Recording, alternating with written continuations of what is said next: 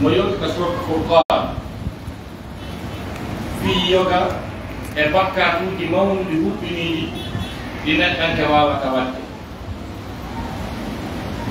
O wi kala waɗɗo ɗin ɗon o nangay mo nangal sattugal o jaasinamo o luttinamo kadi o ndente kadi nadani alladina la yad'una ma'a allahi ilahan akhar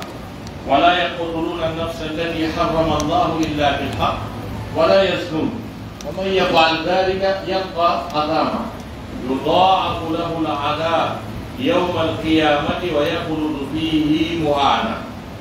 إلا من تاب وآمن وعمل عملا صالحا. الله سبحانه وتعالى قال قوي kala waɗuɗo ɗum ɗo o naatay mo e lette sattuɗe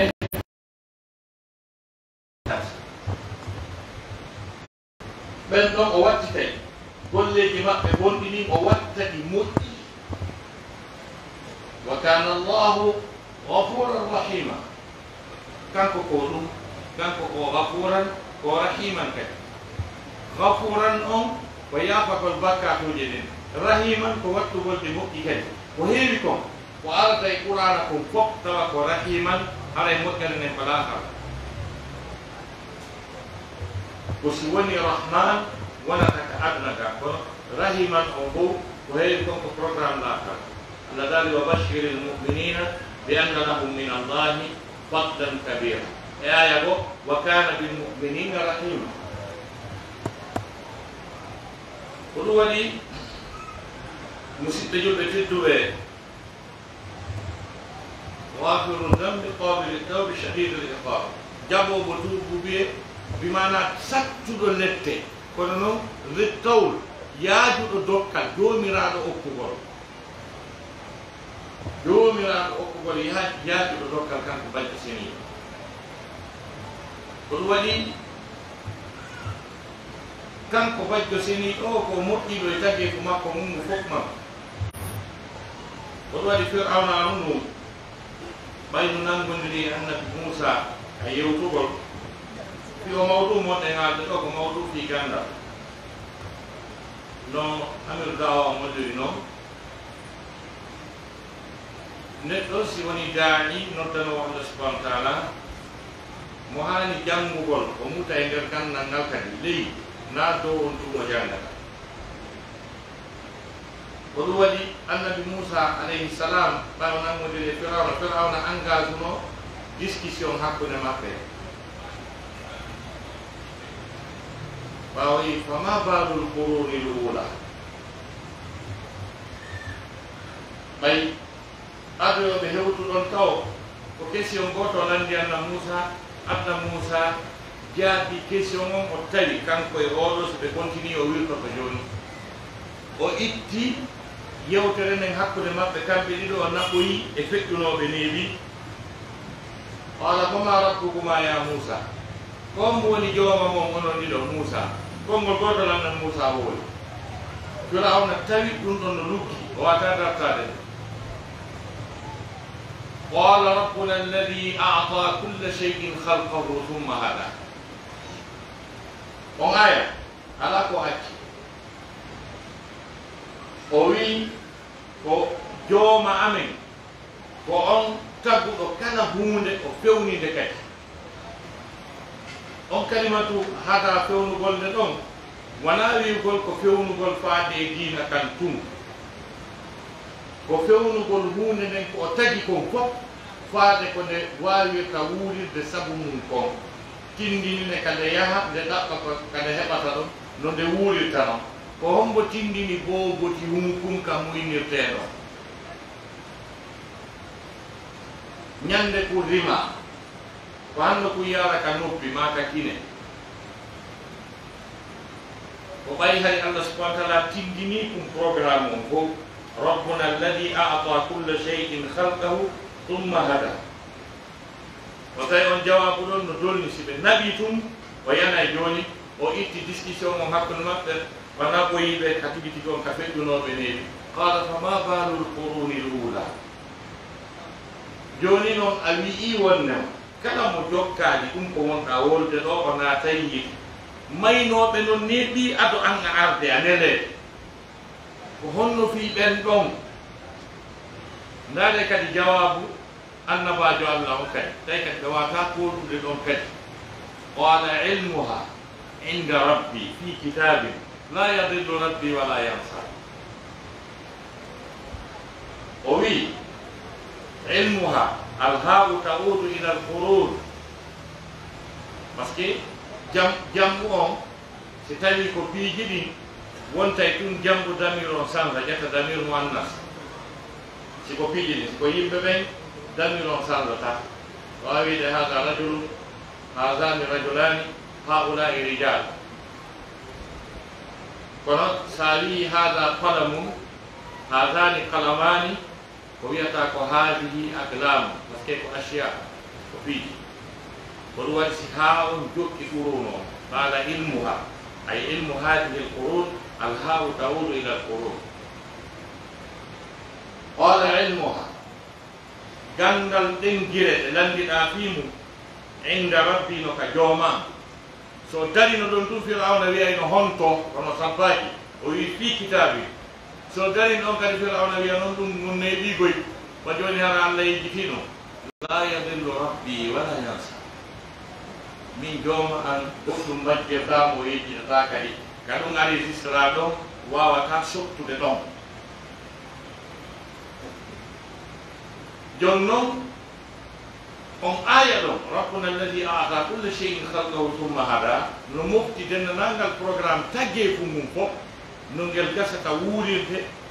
ndiyam muɗum e taɓanɗe mum e ñamete mum e koɗolum mum fopp muɗum taguɗon no programme fopp muɗum ko ɗum allah daali wa halaka kulla cheyin fa qaddarahu taqdira e aya go fa qadarna fa ni'mal qadirun bimana ko taguɗo kala hunde o eɓɓinde o waɗi calcul mayre o hattirde calcul ɗo ko ɗum wiyete maful mutlaq maful mutlaq o tuma maful on ƴetti seeɗa bimana e fiiro on ɗon ara e feƴƴi ko jeni khalaqa kulla cheyin fa qaddarahu taqdiran o wi fa qadarna min calcul men eɓɓi o wi fa ni'mal qadirun emba mbeɗe wawi eɓɓude nene tawi no eɓɓi mo kala programme mum ko kala ko tagi ko fof beru ko fofata kon e ñamete muɗum e piiji mum fof muɗum kanko allah subhanahu wa taala imo waɗi ɗum e magasin mum ha kasi o yilti o soki magasin mum kum o jogui saabiwal ngal kadi wa in min cheyin illa indana khazainuhu wa ma nunazziluhu illa biqadarin ma'lumin wa in min cheyin ko masdaruji si tawi ɗi ari ɓaawo goɗɗum haray ɗi ɓurti moftude hay si woni cheyun tun haray hunde accaki nafere noon si wi wa in min cheyin illa indana si wonano ko amen ga khazainuhu magasangu mum arsike kum woni ñungin ndin woni mawbama woni ɓiɗɗo adama woni sowsolinin ndin no jogui magasin mum ɓel ko fofata eko ñamata eko yarata e mbukoye mum e ɓikkoye mum e ɓeygorewol mum fof mum programme mum fof no e magasin mum mo soki jogui saabiwal ngal ko ɗen noon saabije noon saabije ɗin arsikaji allah o lanɗo wi wa indahu mafatihul gaybi la yalamuha illa hu ko kanko jogii saabije arsikaji ɗin an goɗɗano usa tawi non ko gaybi wiya gaybi ko wirni ley mele mo feetintamen o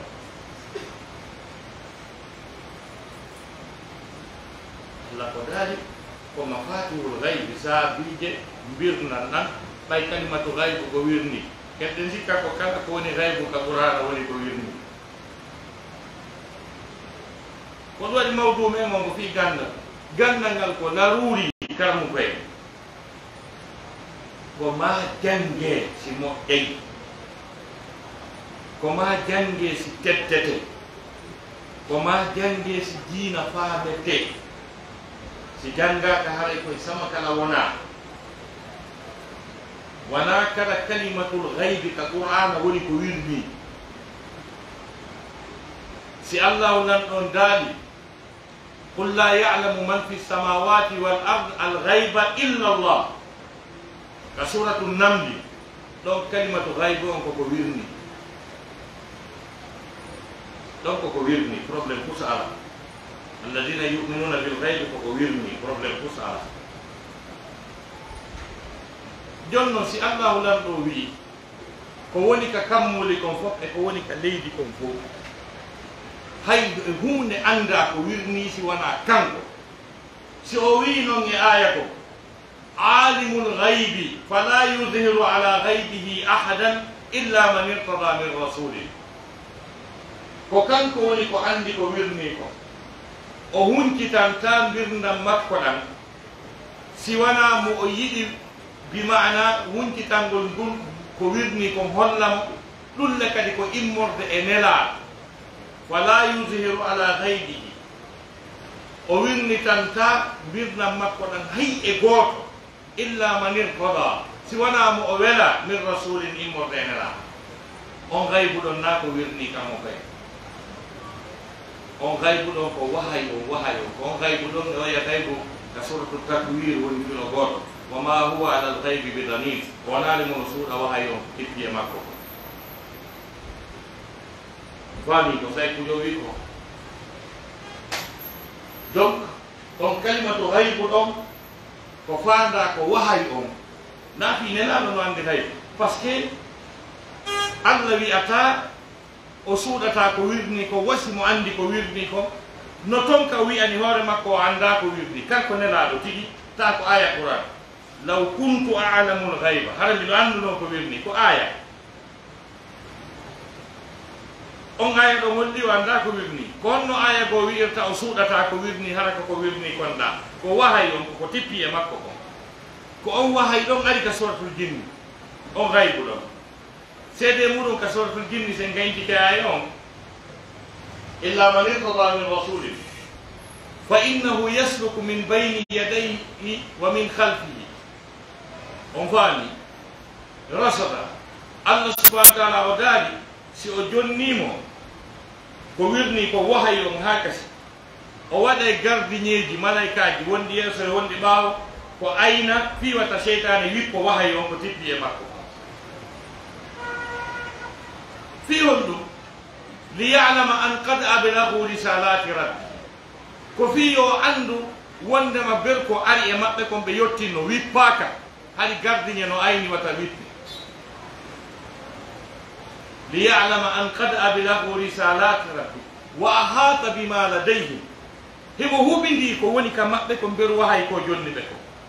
wa ahsa kulla cheyin adada foppuno e karti donc on gaybu ɗon ko wahay kerno en donc gaybu momi haalani on fi mum on ɗo joni wa indahu mafatihul ghaibi ko on gaybu ɗon jogodi ma'ana e gaybu arɗon ka sortul arab wa indahu mafatihul ghaibi ko kanko jogi saabije arsikaji ɗi la ya'lamuha andaɗen saabije illa hu si wona kanko ko sokira komo magasin mum ko ngarde fi mum jonnon ko on gaybu ɗon arsikaji ɗi allah lan ɗon dalika ko nela asasa makiɗa qul law kuntu a'lamu al-ghayba lastakthartu min al-khayr wama massani as-su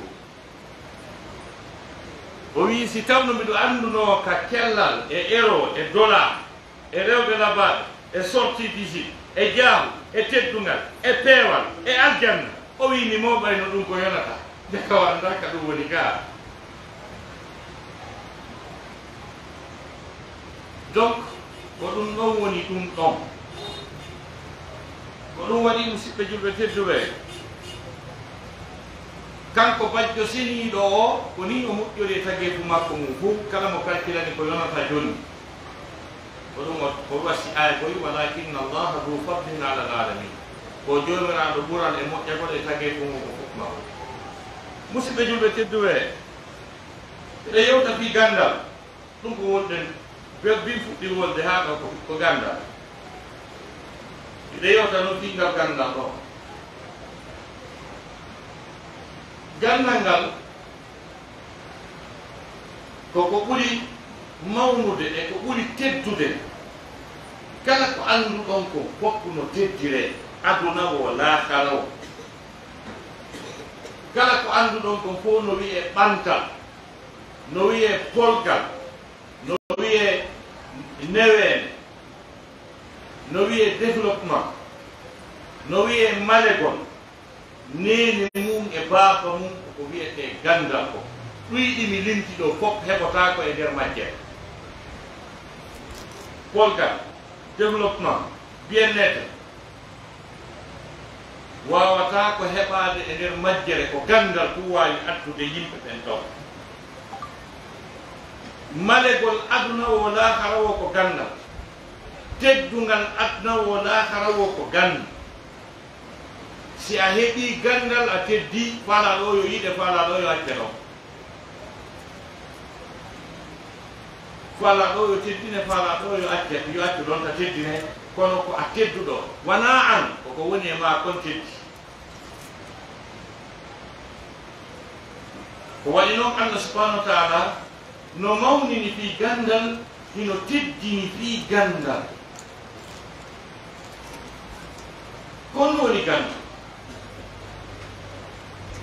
تعريف العلم جزا كونغولي ديزيني بغاندال دين لولي كهذا عرب نودي كويتي العلم نودي كويتي المعرفة كم كفرنسي la connaissance le savoir e yondino lay تعريف العلم ko ceerno Samba Mombeya andini ko ndu wiyete gandal ko par ce que ɓen ko ceernoɓe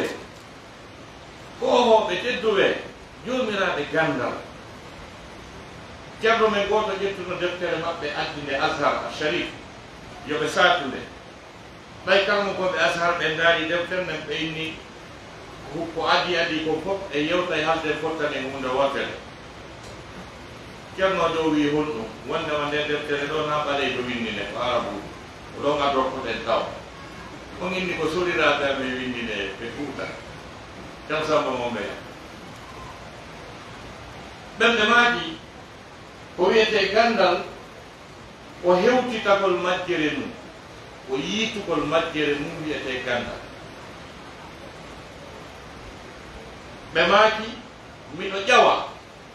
e dongoyi an gandal mi ƴeewa pelle pelle am majjere miɗo ƴawa e domoyi an gandal mi ƴeewa pelle pelle am majjere gandal ngal tigi tigi ko yiitugol majjere maɗa kono yiirɗa majjere maɗa nde wo wonirɗa gandal kono waɗi sikkuɓe ɓe jangi ɓen haray no yurmi ha sikkuɓe ɓe jangima sikkuɓe ɓen heeɓi gandal ɗum haray no yurmi moƴƴama ko par ce que kono muutorɗa o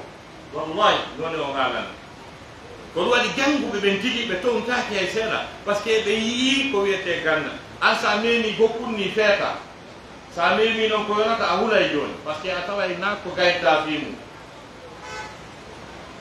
a taway na ko gaynata fimum nanngodirɗa e mum ndaade tun ko on no janguirte ka l'école toɓe sinkirani yimɓe ɓen noon no janguirte noon ka l'école école primaire on haray matiére ji ɗi ɗo ɗuuɗi ha ko jangete sa ari ka collége ɗi ɗuyte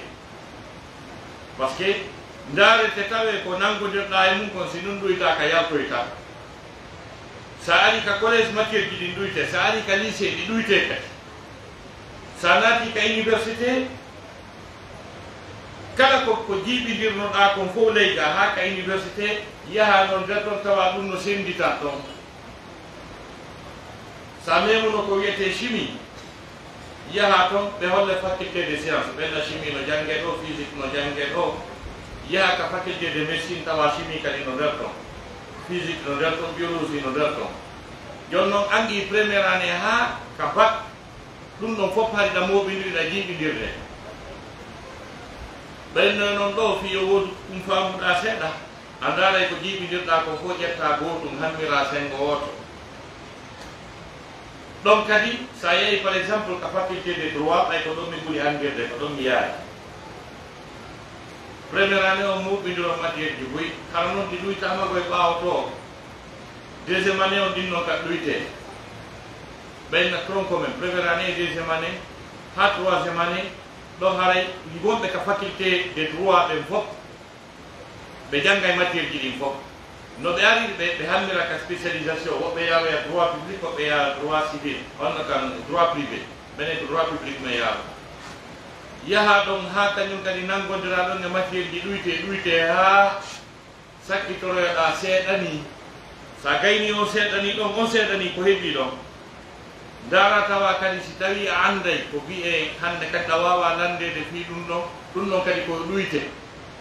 ƴetta ko kunni e ɗum seeɗani ko heeɓi ɗon kon luggintinnoɗa ko wiyete diplôme d'étude approfondi ko woɓɓe ko wiyata ko magistére master yaha e ɗum ɗon ha gasa belkum heeɓi ɗum ɗon kon ha joni a hewtali koye wi'ede ya lande goɗɗum bi fuɗɗiɗa janngude ene he ɗo aray tawi on jogui nodditore te ɗum ɗo wat doctorat on nani ɓe ndaara ɗum ɗon kadi ɓe ɗuyta lutta gokkun ni winda doctorat on e hoore kun ɗon ka fi kun ɗo wola wonnotteteɗa bi fuɗɗina janngude donc ko ɗon fa ko ɗo yiya jonnon sa gerdama ha hewtitay ko kun ɗon heɓoyi ko kun heɓɗa doctorat ma e mum mais yi dawra mo min waɗi doctorat ɓe tato tawi ko jamiatul islamia ari immidi doctorat ɓe tato jannugonmi e dawra séminaire docteur Oumar Abdallah Singeti ono ko doctorat e Qouran docteur Nour Ibrahim Seyd docteur e hadis kañum e docteur e Eid Bun Safar al Hujaybi docteur e sharia dayɓe no jannude men wallahi min landotono docteur Eid Bun Safar masalaji sharia taw woɓɓe amen no andi ɗi no onno ka docteur Oumar Abdallah Singeti ɓe landomo masala e figo ta woɓɓe amen minen taalibaɓe no andi ko honɗum woni jawab on wayna noon na ɗum noon mo waɗani doctorat on sappe docteur kaari ko ɗum noon mo janggani min miejitino ɗum fof donc enen no ayay goɗɗo no jooɗono lande kala ko walɗo figu lande o hello aqida lande o hello ko landa o par ce que andi o hulal taw o memalingal taw kala ko men landi côté hadis ɓenno sabbe docteur Ibrahima Nour Sey ko kanko woni spécialiste har an kasi mar salli kanko nangoyte ko kanko wi no jogui doctorat e ɗum ɗo donc ko ɗum waɗi kono muutorɗa e gandal ngal wo yiyata majjere manɗe ne'otoɗa kadi ne'oɗa waɗa doy par ce que yi savanɓe ɓen arɓe ha woni savan tawi woɓɓe ɓen konnguɗi maɓɓe ko ɓe wi tout ce que je sais c'est que je ne sais rien jannguɗo ha woni savan invente o wi bel parcours gandal komi jangi kon komi paami e komi jangi kon komi anda e fof mais Qur'ana no jonnitiɓe gonga Qur'ana jontiɓe gonga si tawi dendanangal gande ko jangga invention ji ɗin fof e o figol islami mum fof muɗum honɗum Qur'ana wi ɓayɓe landi ke nela saslama fi ruho wa yasalunaka ani ruh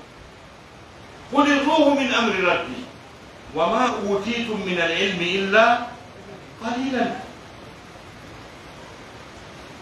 hey kayo Muhammad hiɓe landuma fi o ruhu o ɗanagol fina en famago e ɗanagol fina kon woni alhaali mum wallahi haɗa ɗen anduno gunno ɗanagol fina e yareno kafe foro ha mbaye ngan en nanaki par ce que sa ɗani ganeɗa togoyi ko sa arti si a ɗani de haɗa de ko sa arti haɗaɗa to ɗum nantaɗo goɗɗo no wiya hande mi hoyɗi kawraɓe an go feƴƴinnoɓe neeɓi mi hoyɗi no laaɓi pos aɗi ko ono wonduno toon an accita tun arɗa on nanaɗi ko Qur'ana wi ton allahu yatawaffa al anfus hina mawtiha wallati lam tamut fi manamiha fa yumsiku allati qada alayha al mawt kala ñeñinɗo ha ɗaani so hewti toon belɓe Allah hoddirnoɓe fof yo maayo andi ɓen naha ɓe yahanoye ko kamɓe arani hoore maɓɓe ɓen ɗon mbaɓɓe ɗon fa yumsiku allati qada alayha al mawt wa yusilu l'ukhra accita ɓen finoya naato mina ade moyiɗo koyɗo goɗɗugol anda ko joni hewtuɗa arta toon jonno on mouvement ɗanagol e filugol ɓe lanni nela saslama fi ɗum allah wi ɗum ɗon ko domaine am min on anda ɗum ɗon mi haalnaade on gunɗo ɗum o wi taw sikku noon koye ɗon jangi wa ma utitum min al ilmi illa qalila on ɓokkaka e gandal si wona seeɗa ni donc ɗum waɗi tullabul ilm yimɓe wonɓe ɗaɓɓude gandal ɓe yimɓe duwa anndude gonɗum wiyete gandal ko awon to ɗum yeyi ko awon to ɗum mawni ko awon to ɗum teddi wallahi ko karamokoɓe mantirteɓe ko wiyete gandal ne ɓalɗo fota mi yi misal mum cheikh mahmoudou bousso cheikh mahmoudou bousso ko ceernoɗo men sénégalais ko fandi o mo hunji gilɗi guluji nogay qur'ana o qira'atiji ɗin fof e riwayaji ɗin fof mo hunji defte ko allah andi ko jelo jangi ko o membre du jury kala concours international waɗowo e nder qur'ana ko so hettaki kala concours waɗowo e nder addal naw ko so cheikh mahmoudou bousso wi hettaki sina ɗum harayɓe hatton jinni e makko fi dartingol wi'aɓe ɓen no wawi qur'ana dubayi kala ka woni e nder adna allah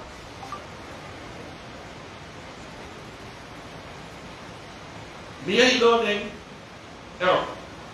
amo retour mbiɗen Tunisie mbiɗen Tunisie komi artata ka aéroport Tunisie ɗon mbeɗen jooɗi ka salle d'attente mi haynoyi on cheikh bousso ko usaga men noon goy par ce que o janni men mi waɗi dawra Dakar Thiès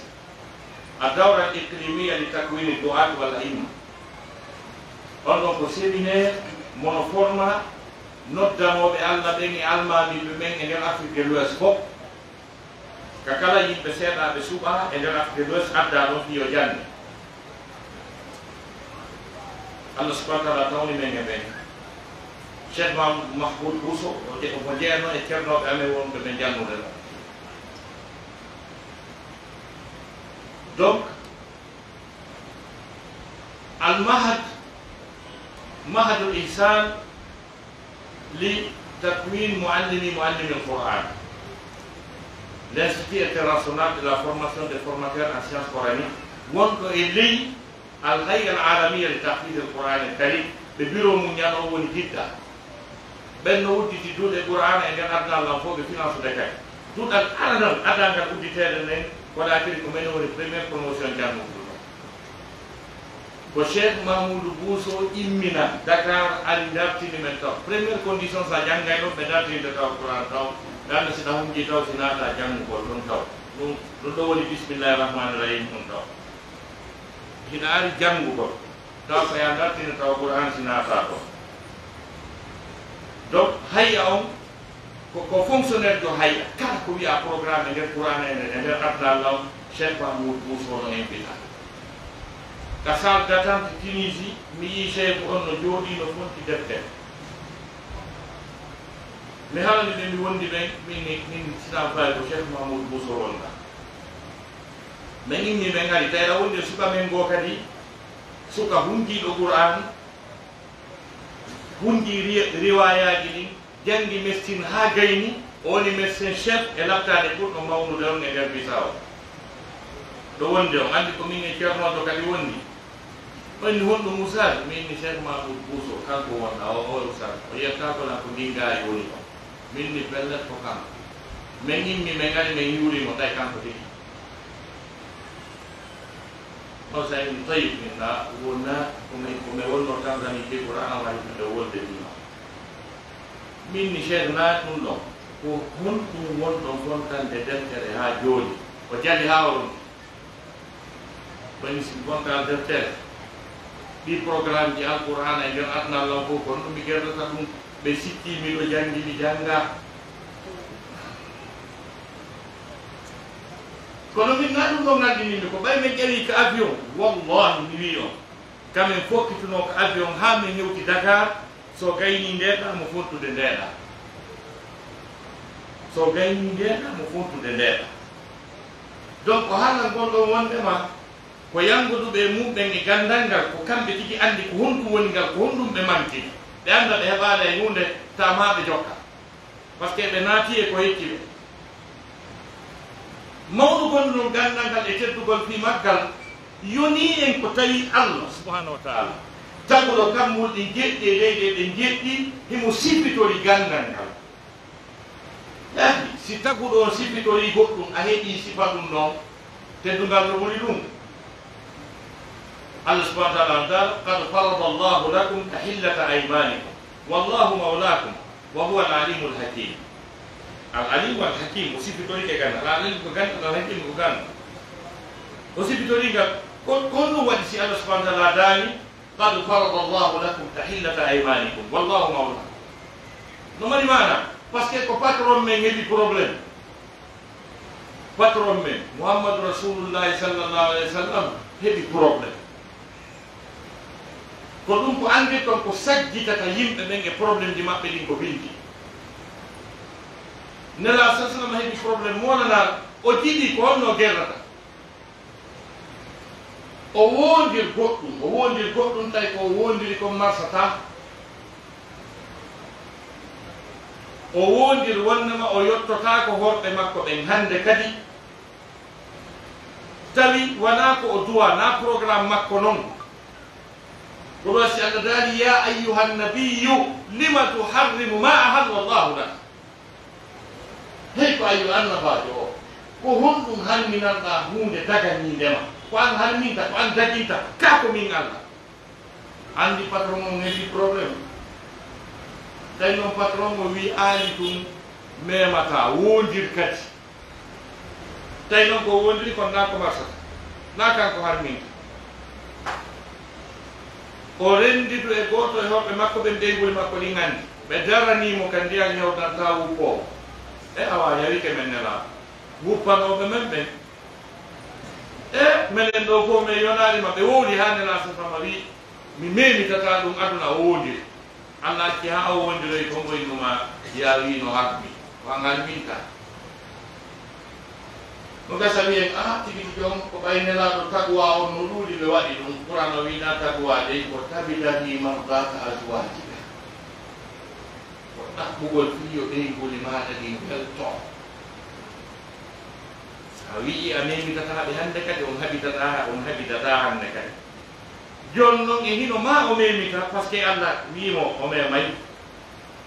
ko honno noon o gerdata joni nde wondoro nde o wondiri ɗon o yalta e on probléme si tawi probléme figu yani probléme dina yani na karmo ko ɓe garata wallito en ko honno gerdaten ko ɗon si Allah daali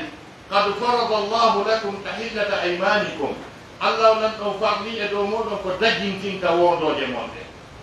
so wondiri tawi on faɗama artude e ko wondir ɗon kon Allah addani on solution fi on ɗum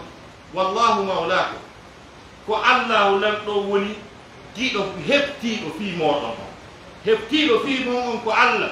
on heɓata probléme si wona o yeeto on ko honno gerdoto fi on ɗum wa huwa al alimul hakim si tawno na o alimul hakim o heɓanayno rasul solution heɓatama joni Allah subhanahu wa taala sipitori gandal e aya go Allah subhanahu wa ta'ala no wiya lakinna Allah yashhadu bima anzala ilayk anzalahu bi ilmihi Allah no seedi ko tippini e maɗa kam o tippini ɗum e gandal makko ngal dennanangal ko Allah tagi ko fo malaika mum jinna mum yimɓe mum ko ɓuri jogagol gandal ko enen yimɓe ɓen enen ɓiɓɓe adama ɓen enen ko ɓuri hokkude gandal o yi goy seeɗe ko enen ko ɓuri hokkude gandal ko affaire annabi Souleymana ɗa قال عفريت من الجن أنا آتيك به قبل أن تقوم من مقامك قرآن وقال الذي عنده علم من الكتاب أو كنت ناجمنا أنا آتيك به قبل أن يرتد إليك طرفك قرآن بيت آدم سجانغالي أنا يومها dernier degré jasen ko sa woni ngi janga tataliu janga tana albala parce que atawa ɗum atawa janga ko ɗum wasi Allah subhanahu wa ta'ala o tawi ko ɓiɗɗo adama o mo ɓuri okkude gandal on faalaɗo yurnitade seeɗa e programme makko gandal on o tawi ma kanko yoɓe wuppa haala o posɗe anda ko honno ɗum woni ko ɗowa so yeeti en o wi yalamu ma bayna aydihim wa ma khalfahum wala yuhituna bi cheyin min ilmihi illa bima sha ko programme en wonni enen e makko kanko himo andi dendanagal ko waɗuno kon fof ado en taguede kala ko waɗno ko fof mo andi ado en arde hoore ndi leydi ɓawti en ardi e hoore leydi ko feƴƴata kon fof kadi ha ñande feƴƴude tawa en feƴƴi ka hoore leydi ɗo kanko himo andi ko ɗum ɗon fof wiyete ma bayna aydihim à partir de ka feƴƴuɗen kadi kala kadi ko watta ko fof ha ñande dalngal ha ɓawo dalngal ngal ɗum ɗon kadi o wimo andi ko ɗum wiyete wama khalfahum o wi noon enen kadi belkum heɓuɗen kon o wi wala yuhituna bi cheyin min ilmi e wawata huɓɓidade ko ɓuri e fanɗude immorde e andal makko ngal ulama o en wi on andi si woni cheyun tun haray fanɗi si bi kadi ani ɗon haray ɗuuɗi kadi cheyun on bi cheyin andi cheyin ko seeɗani joni noon si bi kadi woni bi ɗuyti kadi cheyin on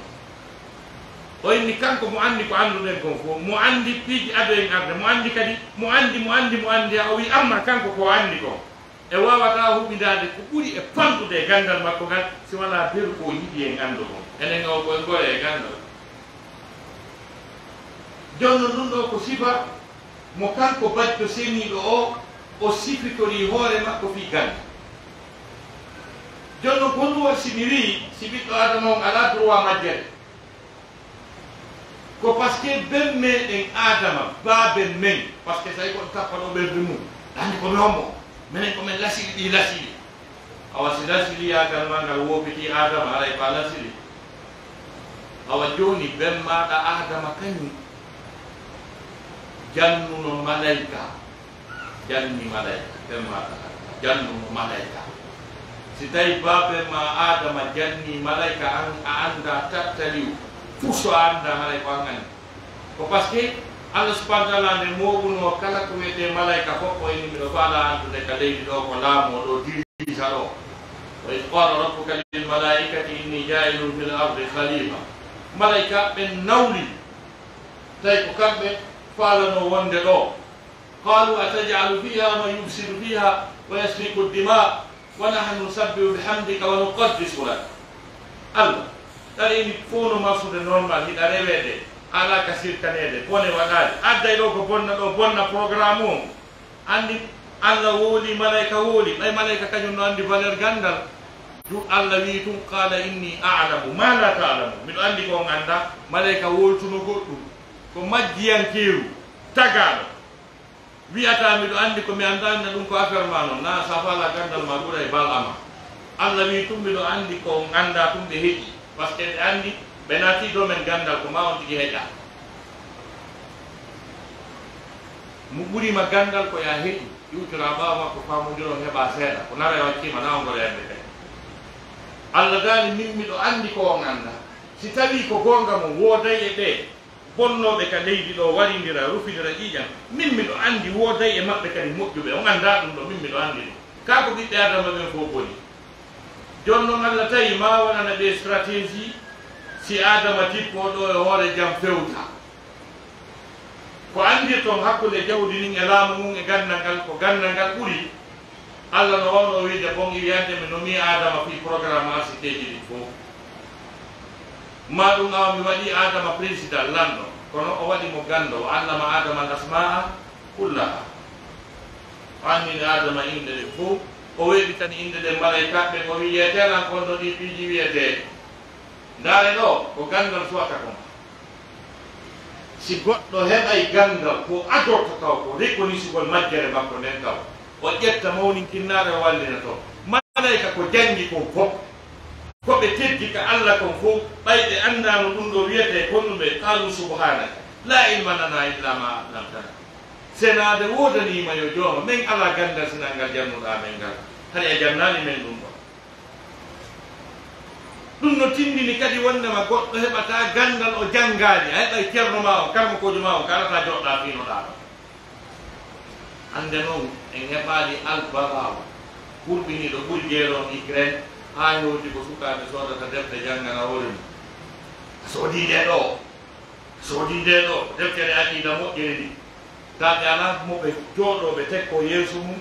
on tigi fiinaɓe no asi nawn ɗon arani hoore mum ka pharmacie yettiri lekki no faalira o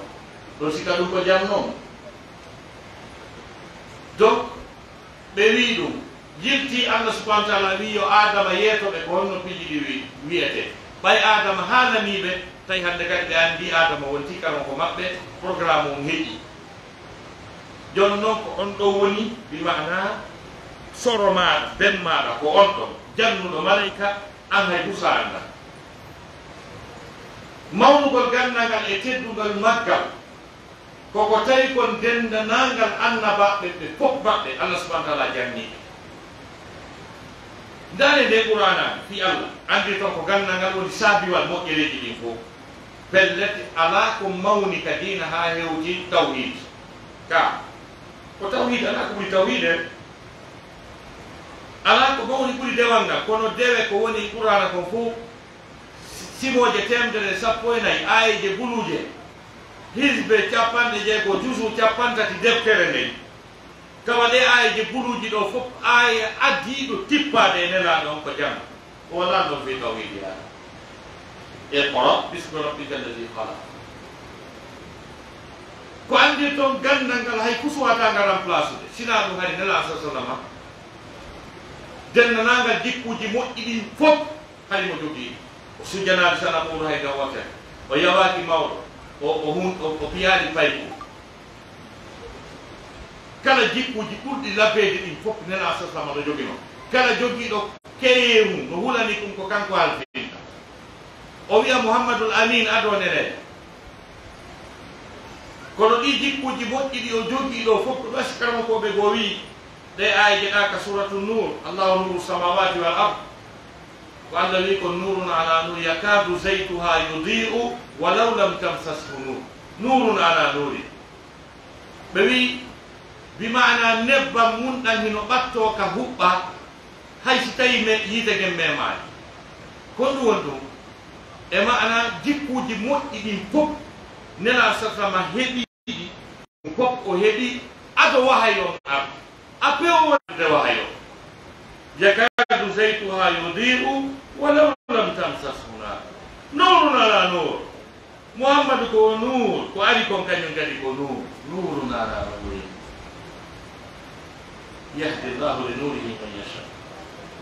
Muhammad ko nur ko tippe makko kon ko nur qur'ana ko nur sunna ko nur sunna wiyete Muhammad sallallahu alaihi wasallam wata sedde kadi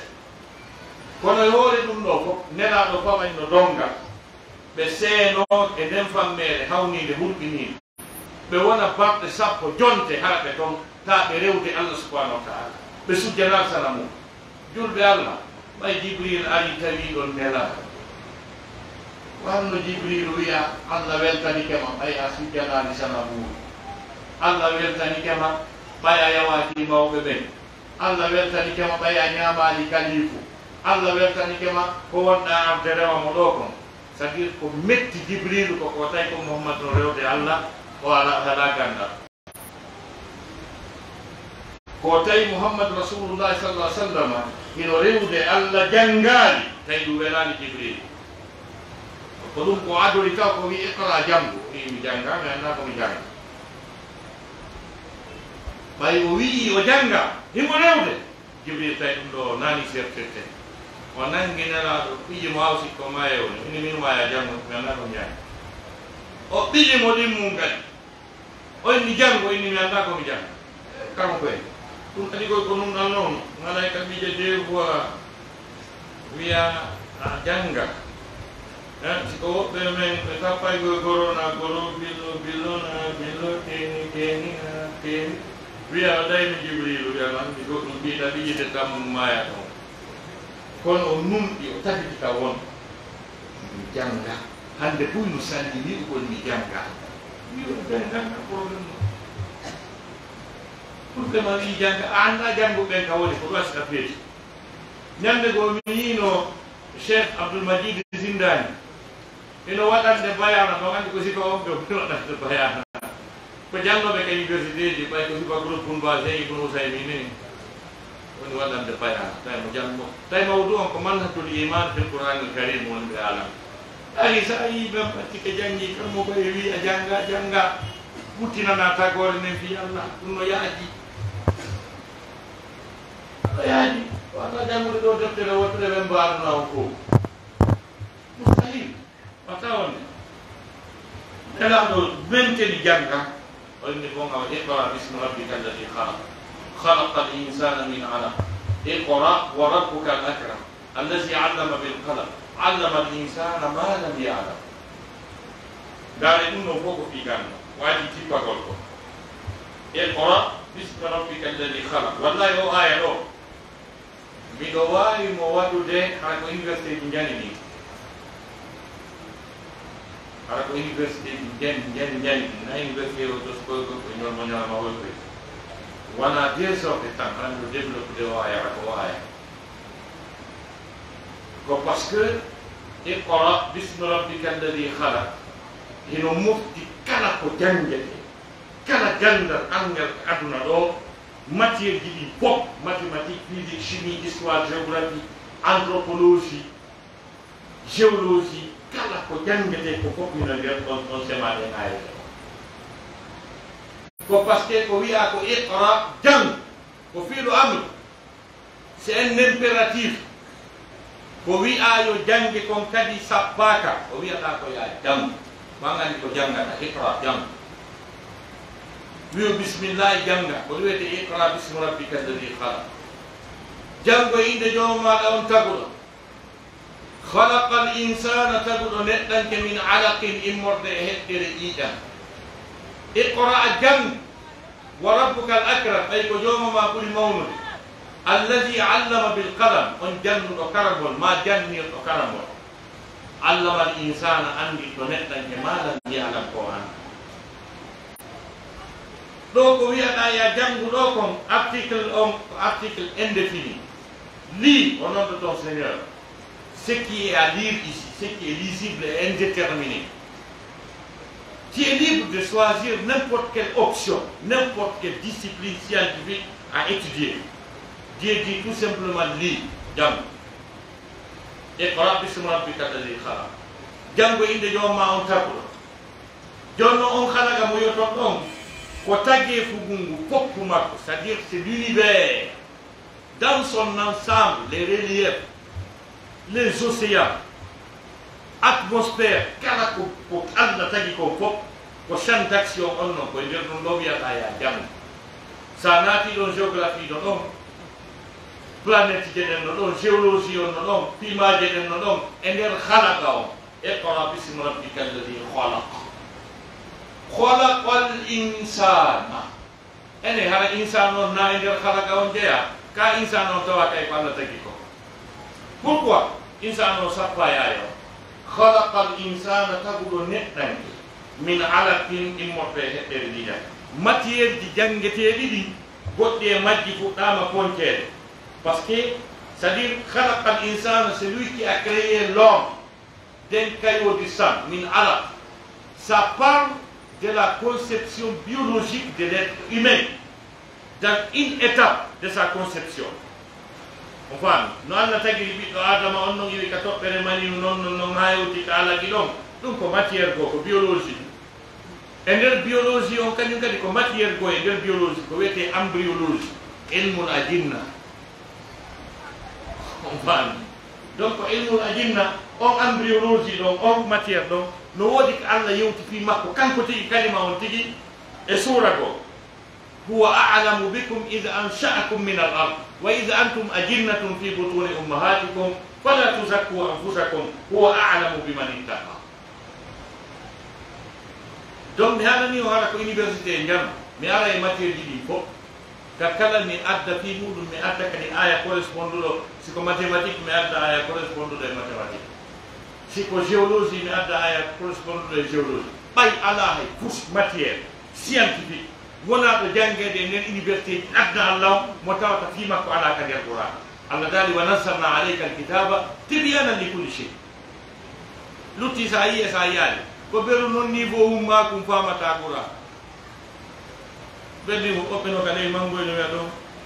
inna alladina nubayyinu amanu gunni wa aminu bi kulli kana golle mumje benna be fini ke be gayna no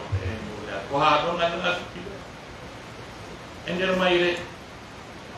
woɓɓe gota ko si tumbodiroyama Washington fi ko leydi ndi woni wulde ko le chauffement planétaire ande leydi no wulde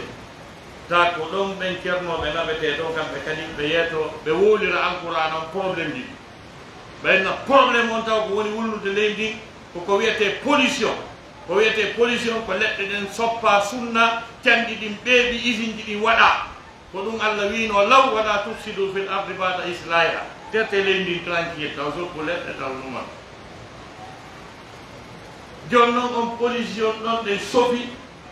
yeyi memoye couche d'ozone tuddi wi tekkugi ɓuuɓugi wongi hakkude sunsungeji nangue ɗin kañe planétaire on ka wonɗen ɗo ko on couche wiyete la couche d'ozone ko woni barage hakkude men e nangue ɗin ceernoɓe yaaka ka sortul ambiya ɓe wola fi on couche ɓenno waɗi anna sama a sappo fan ma ɓuuɗo ɓe waɗi kam mum ɗaggal renangal protégeragal on couche d'ozone donc andi anga hewtam toon anga wiye ɗum sakko banɗaggal ma ɓuuɗa renangal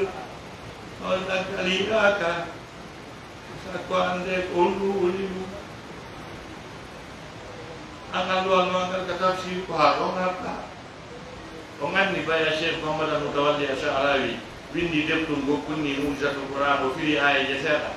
accanaɓe gandal ɓe fo zamanu men mum yeyi ha tawi mawɗo ɓenni ana wayi koye ɗa maawi a yettaki men ko Allah wi ko firan men Qur'an woni gasimi etoɗo kono firoɓe ngaroya e ɓaawo woni no nanani ko Allah wi ko walla taala munna naba awo bada hini kono ndeɓirɗo noon ande to ko nde wi ko o waɗi tafsir mo mo jallat sappo tafsiru Sha'rawi alhamdulillahi rabbil alamina o feeñi ɗiɗi tafsir donc ɗum ɗo fof ko alluwal ɗum ɗo fof ko alluwal ko gandal ɗum ɗo fof ko gandal c'est à dire tawa tettirema sengo côté tafsir si faɗin mbi iqra bismi rabbika alladi khalaqa al insana min alaq iqra wa rabbuka al akram kono ɗum firete par ce que naafi Allah weyi iqra laabi ɗiɗi hara o ronku ko wowla ɗum wiyete français tautologie répétugol laabi ɗiɗi angal ko wola c'est à dire comment dirais c'est-à-dire yani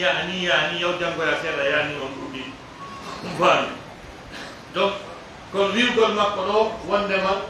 iqra janggudu kadi yani iqra janngu iqra kodi janngu iqra janngu yo ko waɗi ɗon ko si a janngi si anda wa rabbuka al akram sina ɗum ko maɗimma o asi tawi ko ɗum ɓuri mawnude sa janggali andata taw widanta ko Allah ruɗini donc tan on nanndi en no ɓe holliri noon inchallah donc ka complice gol fi telema gandangal tisa mawdu o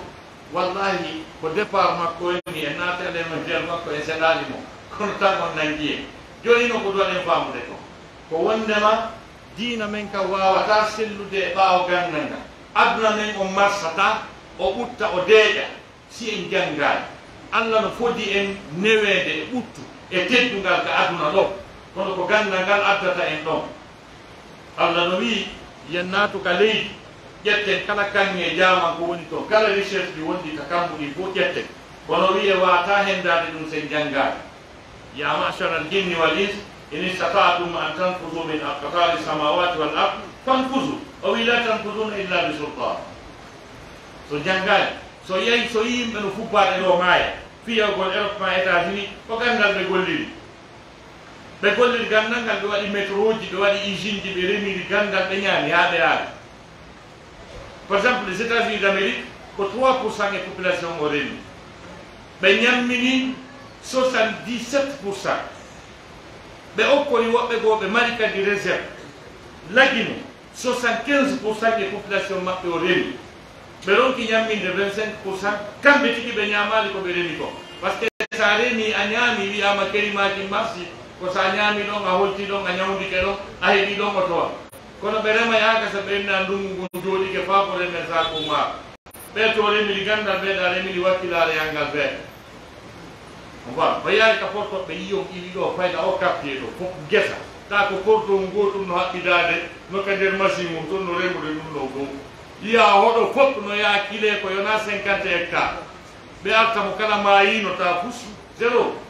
par ce que na gandal ɓe rendi wonma o boxit mo yoto mo ko anndanɗa hoore maɗa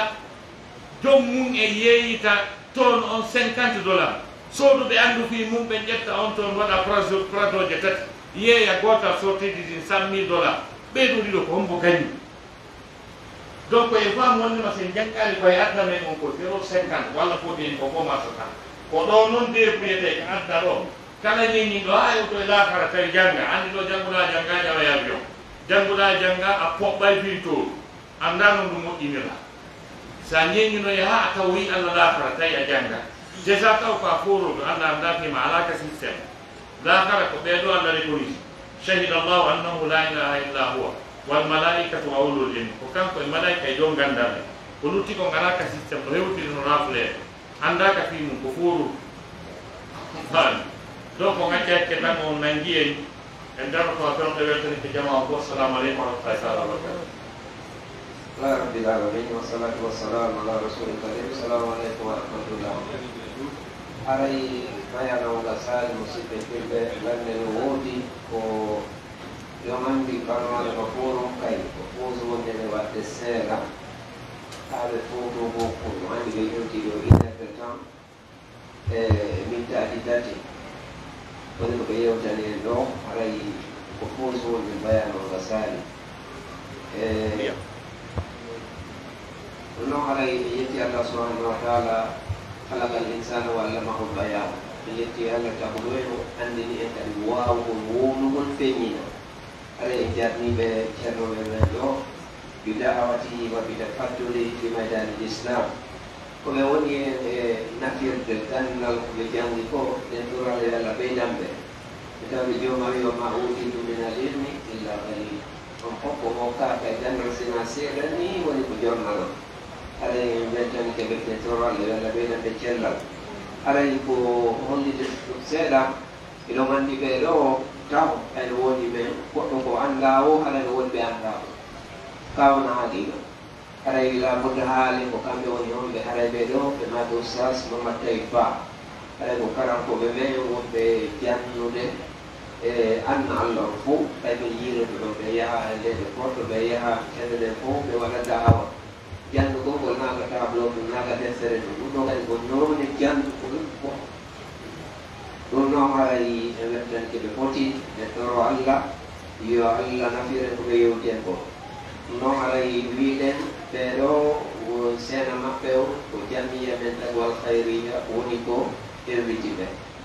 dewoy adega dewoy tarang ko be wo be adega tarang ko be kenu be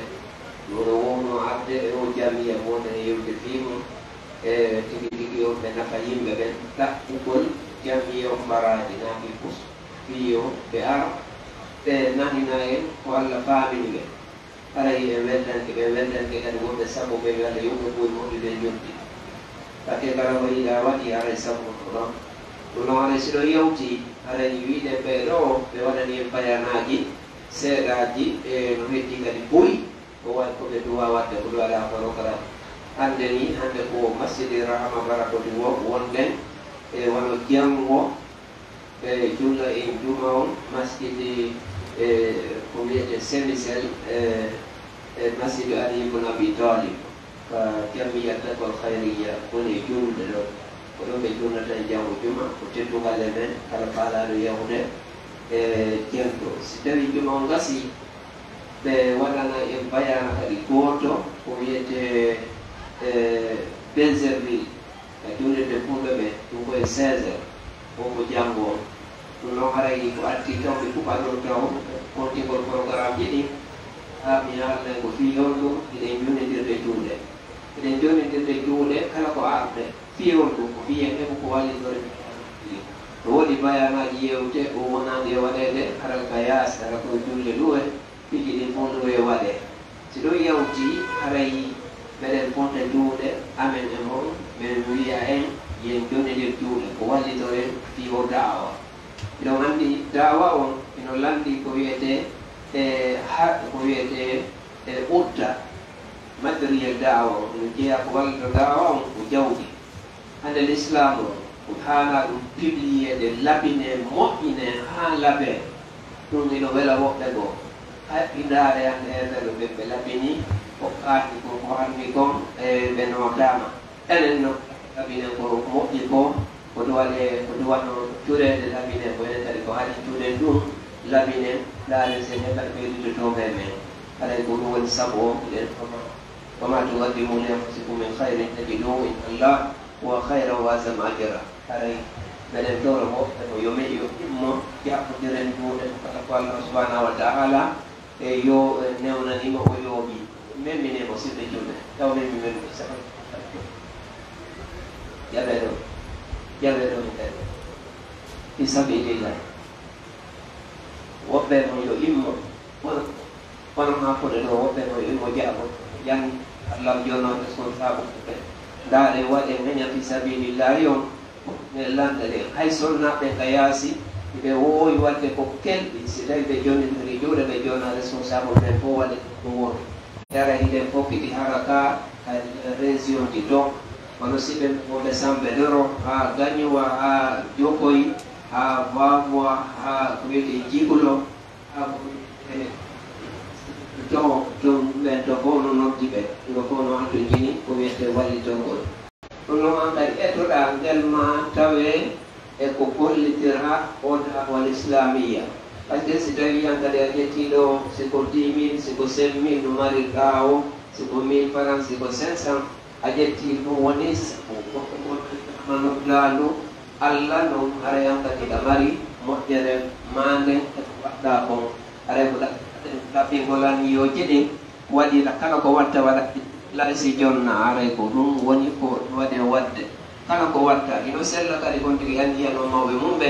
ƴetta ɗum semmilina ɗum ɗo minen ɗi mawɓe ɓe watta ga hay zakka ulama ɗo nemi waɗugol jonnugol toal ɗi ko waɗire dawa kemma ko ɗum ɓeyti ɗum noon aray meɗen yaakitode famoji mandi waktino nde mouradi moƴƴo aɗa ittin hakinde tawde ɗum ɗo wano ɗen immagol yahata si tawi allah waɗi so jiya sikeleero ɓe wi aɓe maɓɓe ɓe seeni ɓe aga enen kadi waɗirode hakkenten dañƴi men ɗi yehendaɓe bayanaji ɗi ara inchallah haga ɗum ɗo wonno komin faala on yiɗitande joni noon ka programme wonno jango o si ɓe waɗani denserville e faɗɗi jango e asere o ɓe waɗana en ko wiyete yumbu mum saab ɗo aray siɓe men allah no assudiɓe ɓe darnonen juulirde alaji araji saga ñin kan kan jolede ka ɓe darni ɗon ɓe waɗa e ɗon jango bayana goɗɗo e faɗɗi jango e samedi o e 14 si wono non jemma on ɓe waɗana en won bayana goo e masjidi jidda ɗum ko palma côté ala ko teddugale noon koyen seeɗo bayanaji ɗen se gayni ɗi ɗo jango ɓe mari yewtereji ɗiɗi faɗɗi jango ɓe mari yewtereji ɗiɗi si tawi en gayni ɗi ɗo haray en kulodiri taw nder ga on hayay ka l'intérieur bi haray yago l'intérieur o inchallah si allah nokki jellal yaki newnan en jellal heɓo haray yawmul ahad algadimi ala arowo ɗo yeyete haray ɗe ñande 19 heures ɓe waɗa programme waɗoygol San Pedro haray ko teddugalle mum ɓe waɗay ɗon kadi bayana balɗe ɗiɗi affaire arte gañwa ko non wona e yaadede ɓe nodda telde nokkeeli ɓuy no woni faalirade en ɗo kadi ni ko ɓe ɗo ɓuri faalede par ce que enen ga yeyga karam koɓe jannoɓe ananay wonde bayana no woodi ko woni ɓen ɗon ayyata haray konen haani ɓe wallude wallitoɓe kamɓe kadi no ɓe heɓira heɓunen ko inchallah haray lande tati no ani ɗo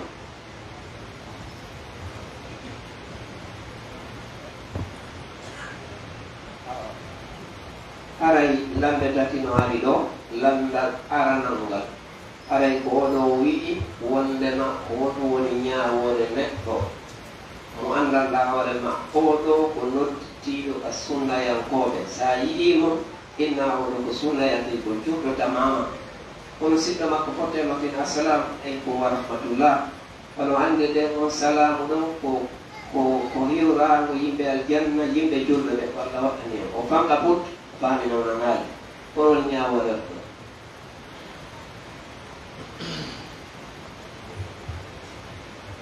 arayde wiya musidɓe julɓe tedduɓe noto ko salminago julɗo ko farilla no waɗɗi salmingol ngol noon waɗɗaki na farilla kono no mari baraji mi ari ɗo no wawi wiide on bonjour bonsoir no kadi o bonjour good morning good afternoon bon dia bon night voilà kono noon si mi inni assalamu aleykum aray wiru kon nan gonɗo aleykum salam ko haqqe yam ko farilla e mum so wi'aali ɗum e botto e laakara mi hetto e ɗon nela safata maaki no jeeya e haqqeji julɗo on ndi julɗo on ko wiyete rabbu salam ko aya qur'an ida huyyitum bi tahiyyatin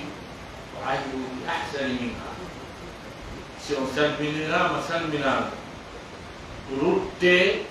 bi maana salminago ɗum nafede gonɗon awru duwa ma jonni to bel ko jonna ɗon so wiyama assalamu aleykum wiye wa aleykum salam wa rahmatullah so wiyama assalamu aleykum wa rahmatullah wiye wa aleykum salam wa rahmatullahi taala si ɓe wi on assalamu aleykum wa rahmatullahi taala wiye wa aleykum salam wa rahmatullahi taala wa barakatuh ko ɗum wiyete bi ahsani minha si tawi noon bi ahsani minha on heɓaki qur'ana wi awru duwa jonnite ɓe ko jonna ɗum kono c'est obligatoire si tawi noon julɗo musidɗo maɗa mo tawata ko ono bo naatidi ka juulirde yaltikuɗo ɗum holɗi ko julɗo kon ɗum hadise o wi hadise o wi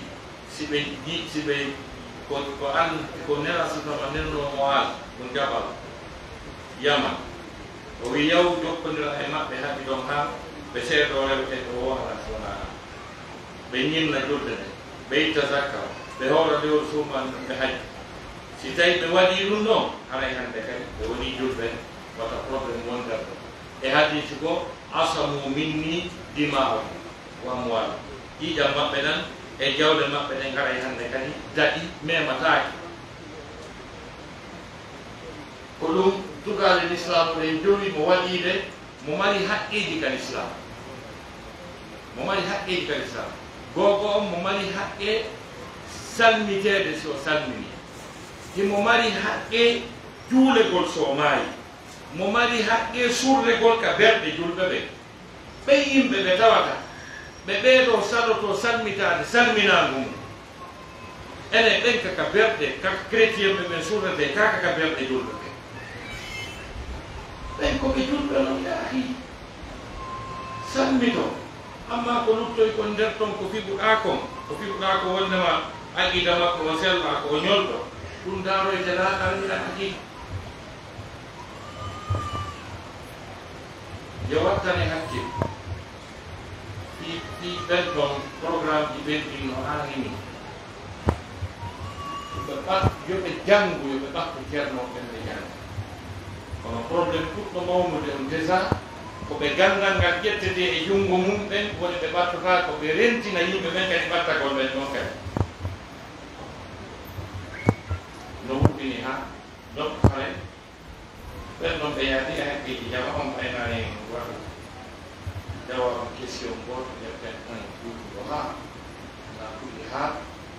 haray so ɗum ɗo kañum salminama yon salmito ko ɗum ɓuri moƴƴude ɗiɗɗiɗo nena saslam ay sahabaɓe ɓe anndu noon haafijiɓe ɓe tata ko allah wonan dow signe wonde ko naafijiɓe voilà kono ɓe salminay noon ɓe salmitoto ɓe ɓe juuritayno ɓe naatidayno ɓe yaltidayno sahabaɓe ko winanaɓe namdi kaari ko naafijiɓe sa ajjuno ɓeɗo ɓe wara ɓe huttine ɓe woni e lorote nenaɗo maaki on sa yeefera ɓe wiye Muhammad no warde wonde donc kono ɗum ɗon koye siira jangete on so tawi woɓɓe jannga siira jannga hus jogii lekku ngorunno feeɗa feeɗinaga hoore men aɗa ɗin ɗiɗɗiɗi hawnidi woɗɗi wallahu ala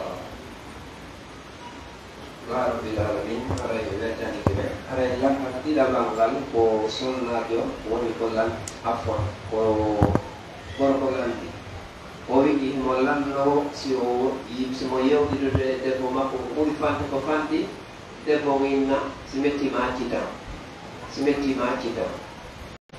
si ɓe watti ko ɓuri fantude ko fanti debbo winna he si mettitima jurnito fonno watta l'islam no wi sonna ɓe yo yewtir moɗiɓe mum ɓen teddugal e neeti e tawi hunde teddinde mawɗi kadina haɗa sallama maki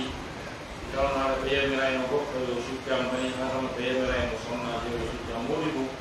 haɗa hakke won ɗon ɗon mo hawni hande no ɗum no yaɓaka leydi no sabata dewgal ngal allah teddini fimu mawnini fimu hande ngal kontaka e ɓus moyde rew ara sonnajo wi mi tortike hoore am yeyi nana sasamaji si sonnajo wi tortike hoore mum hara wona hakki jani ɗi wawata ko wonade ɓaawo mum ɗin kaw hoɗa hara ka yaasi o wata ɓe tampi yata ka yaasi ɓe wata ala ka ɓe wata ma ɗum o wata gorko sella bes mandini o wata ɓe wata ɓaali kadi no ñawtata o heɗaki e so beside ɗumtirgo noon debbo walle wonde tano ma ɗum hara ala dépense ko debbo ñaama heege banama mo wabde angal ko ñaami ko sifatiɗo ɗi tata ko la huddaji sonnajo wiggata tortike hoore mum kono so tawina ɗum ɗo fof nelaɗo maki so wi o tortike hoore makko haray bi ma'ana kanko sonnajo o natata aljanna go ɗimmo ɗum ɓurgallo aljanna ɓuratama hakkude noon aljanna o distance mo duuɓi capanɗe jeeɗiɗi so goɗɗo no dari toon haray babbelji aljanna ɗin no wuurde mo on ɗon o natta aljanna babbelji aljanna ɗin kadi andi mo woɗɗiti aljanna o ka fi mo wiɗi mi tortike hoore donc sifa ɗum fo e wigo jonnitu so mettitima jonnitu ɗum na konndi labaji noon islam o tumini e roɓɓe janne fi ɗum to ɓe andi no yawe ha ka yawre min hatti ɗon ko wiyaɗo ko woodi makko ɗumle nano sahabaɓe sonnaɓe sahabaɓe kamɓe ani nano kamɓe ani ɓe teddini moɗo ɓe maɓɓe ɓen sidike fi programme ni en fatima radiallahu anha hakkol makko seydna aliya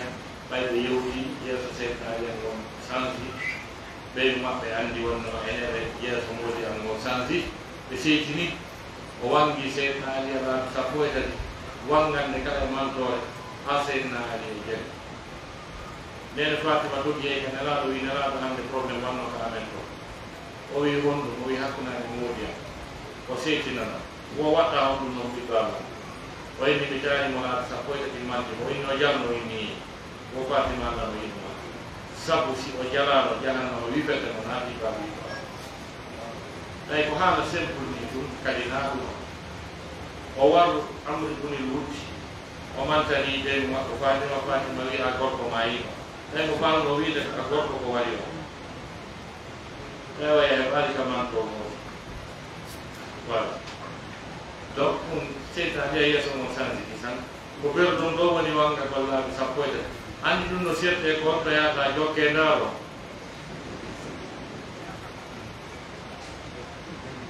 goɗɗon ɗayade jokke ndaaro min nimata bannana ñiire mbaaw ndiyam hono kadi hewteɗo kawmala jooɗo donc gorko mono seytina debbo o haajaki o aña ko deɓata ko o jeejata o sallanomo bandi o jeejata ya kamɓe groupe kum ɓe jokkodiri ɓe deyi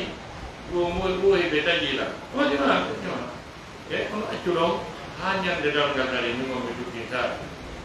woɓe añi kadi bandiɓe aña kono ɓe wallide dépense ñaamo ɓaya huɗaka ɗum no hurɓini rabbil alamin alay oɗo kadi wi ko sonnajo woodi mo nawni rowani o wawano horde suumaye sabu nawnare nde jonno suumaye kadi hewti warata yoɓe tawko e jono si suumay on ari ko heɓali cel honno gerrata aɓe suumay on si ari ɗo tawi fayi o sellaali aɓe toɓe ñaamu kadi o suumay ɗo o lima baɓɓe ɓe o ñaami suumay si mawi o dikki o yoɓita fof kono eta joni hay jewtodiri ay ɗum noon wat wallahu a'lam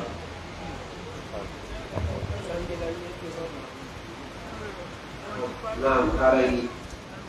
on faamino vraiment ɗo wondi koyo etu par ce que ari ɓay pénalité seeɗa o ɓay suumaye o yattawti ɓayariɓe ñawdi hoora et ñammina hoora et ñammina kono inchallah ɓe matinoki etugogol na wonde ko wattinayo ronko horude ɓaya horu ñallal ñammina ɓeskinde ñallal ɗum ɓe matinoki yetta on fiyo ɓurdu laaɓol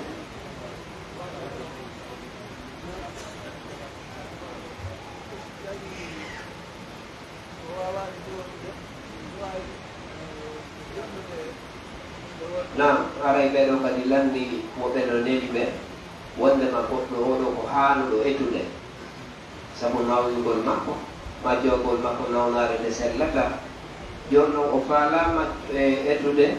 est ce que no sellanamo ƴettugol ɓerul ɓuru ɗum fof o jonna neɗɗo gooto kako yo sendi tan woɓɓe goo jamiji tan eto ɓen no wirɗen ni ko nayeɓe ronki ɗuɓe hay si ɓe nawna comme ça ɓe wata wonde ɓe ñamaki ma ɗum nawnu ɓe nawnare nde sellata ɓen ɗo wiyete wa alal ladina yutiquuna ɗum fidyatun ta'amu ino tago bi mana kaɓe eta fuu muɗum fof ɓe jonno miskino goto mo tago kaɓe senda kadi ɗiɗi on iɗo ay seeɗu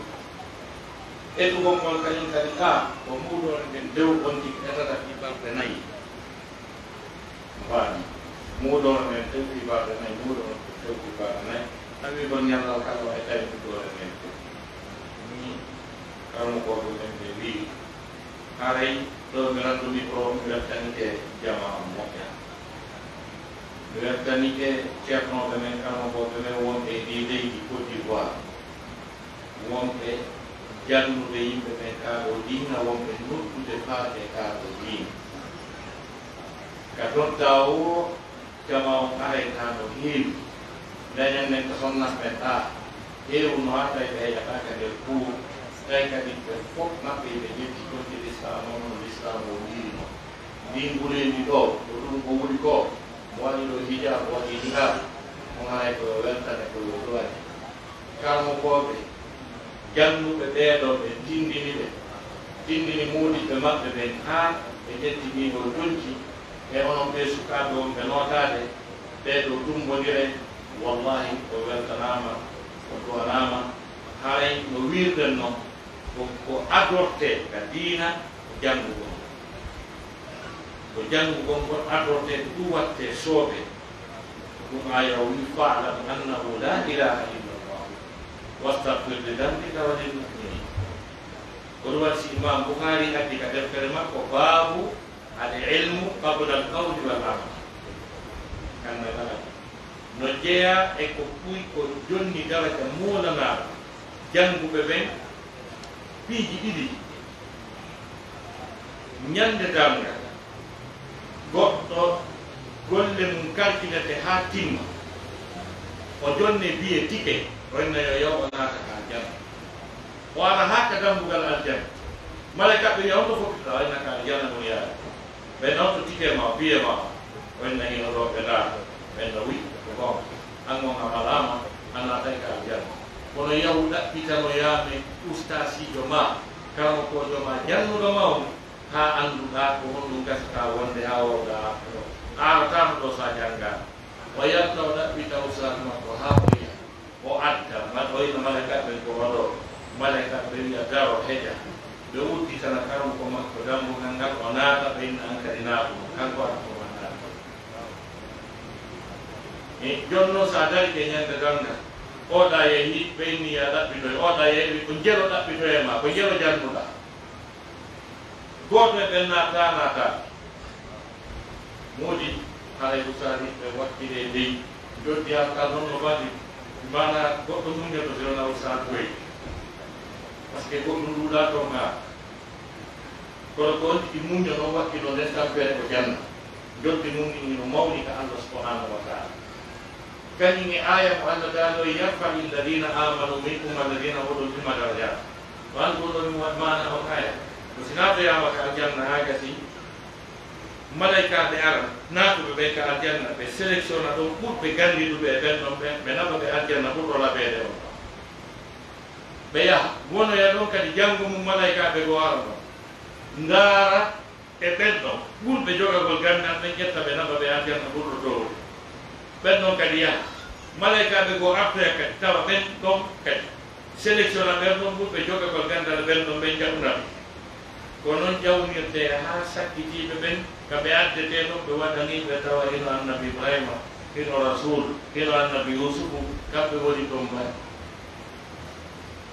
yarfa illahu alladina amanu minkum walladina utul ilma darajat voilà donc ɗum ɗo wonno ko yiɗɗen ɓeyditude tawaɗe mawdugu meɗen fi ɓure gandal ngal wassalamu aleykum wa rahmatullahi taala wa barakatuh. Waalaikum salam warahmatullahi wabarakatuh. Haray e weltani ke Oustaz Taib Ba. Haray inen jarna kadi responsable ɓe wonɓe sabo tawiyaɓe gayno yamɓe tan seeɗa ni faddigol. Iɗen weltano hokkuɓaɓe wonɓe ɗo karama koɓe pour Cheikh Amadou Wuri e ɗo ɓe jannudegaɓe Oustaz Amadou Wuri mbiɗen weltano kadi Amirou Dawa on ɗo e ɓeɓe woni wallinoɓe ɓe fof ɓe welti ɓe foti noddugol ɓe ga min arta ɓe hoɓɓe men ɗo ha heɓe ndena hoore ɗo bade zalika inchallah so nuti microphone fadilati imam Jalil imam Mouhammadou Tarawore inchallah likay nastafida bi inchallah Ustaz Muhammad Watara likay nastafida bi wala walla min al-ghalil inchallah wassalamu aleykum wa rahmatullahi wa barakatuh.